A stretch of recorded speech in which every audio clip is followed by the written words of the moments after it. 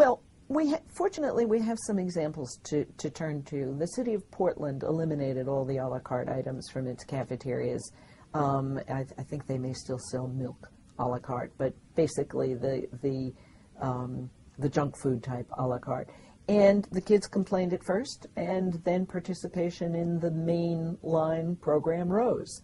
Of course, this will happen faster if it can be coupled with we're getting rid of the junk food and we're serving healthier, more appealing food in our cafeteria. If it can be billed as a major overhaul. And a number of schools have gone through that.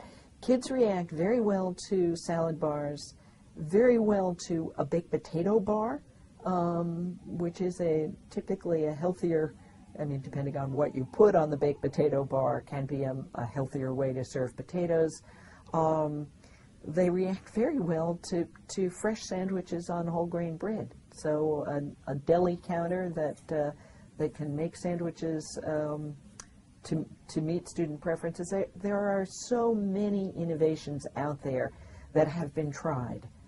One of the issues you will run into if you try to restrict the competitive foods is that the income from the competitive foods does not necessarily go to the school food service. Typically, if it's a la carte items in the cafeteria, it goes to the food service budget.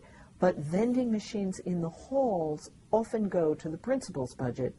And you have to have some sympathy for principals, because in some schools, that's the only discretionary funding they have. That's the only funding that they can use for something that doesn't appear in their line item budget. I remember reading some testimony from a principal in Hawaii about what he used the vending machine revenues for, and they were pretty essential to running the school. One whole set was used to air condition a computer room when the temperatures were getting so hot that it was no longer reasonable to operate the computers. Computers will break down above a certain temperature. Another was used for security after there had been a series of break-ins. So it's not that principals are lining their own pockets with the vending machine revenues, or that they're using them for frivolous extras. They are often using them for things for which we ought to be funding our schools.